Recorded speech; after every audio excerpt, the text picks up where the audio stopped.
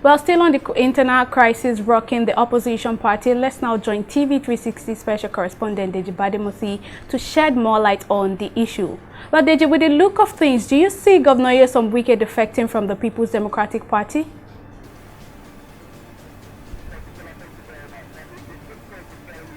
It's difficult to tell if Governor Nyesom Wike would defect from the PDP to another political party, but it's not impossible. We've seen this before.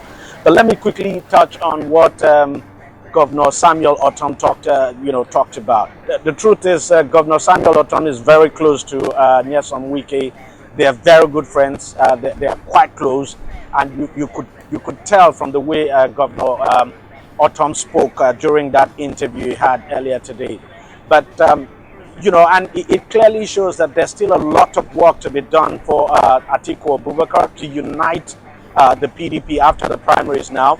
No question at all that Wike still remains a very bitter man, not happy that he lost the election, the primary in the first place, and then still went on to lose the vice presidential slot now to Okowa, because he had expected that he was going to be chosen. And of course, Governor Ortom coming out to say out of the 17 of them that met, that 14 actually voted that Nyesom Wike should be the running mate of Atiku, but then Atiku eventually decided to settle for Okowa. The truth is that irrespective of how they voted in that committee, the decision to choose who the running mate should be rests with the candidate, and that's Atiku Abubakar.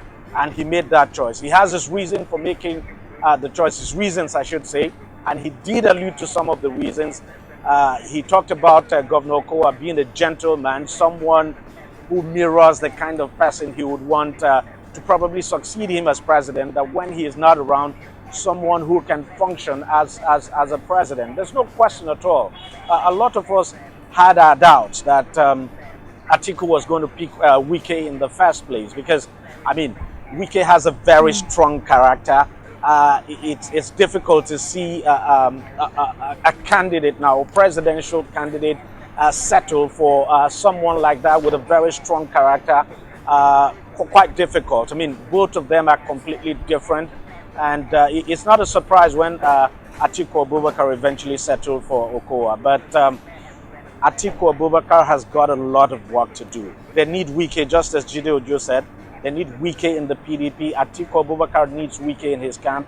And Wike is sending a clear message that if Atiku Abubakar does not move, try to reach out to him effectively, more than what he has done, that he might leave the PDP. I think that is why you've seen, for instance, in the past weeks, we've seen, for instance, the presidential candidate of the Labour Party has gone to visit Wike. We've seen members of the APC as well. We saw the Ebonyi State governor going to visit Wike.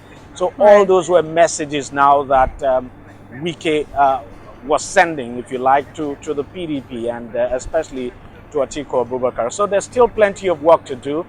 The good thing is that there's still a lot of time between now and the election proper. Don't forget that election comes up in February.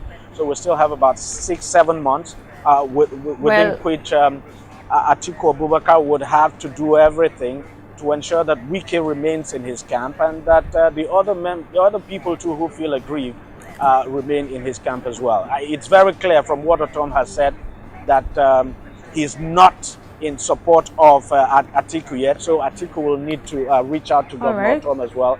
And I believe for the 14 of them who voted for Wike to be the running mate, and Atiku choosing Okowa, of course Atiku will have to reach out to them. Party. But then they also have to understand that ultimately the decision to choose a running mate rests with the candidate. Well, we hope the party is able to resolve the crisis before the upcoming election. Deji Bademosi, thank you so much for joining us on the news.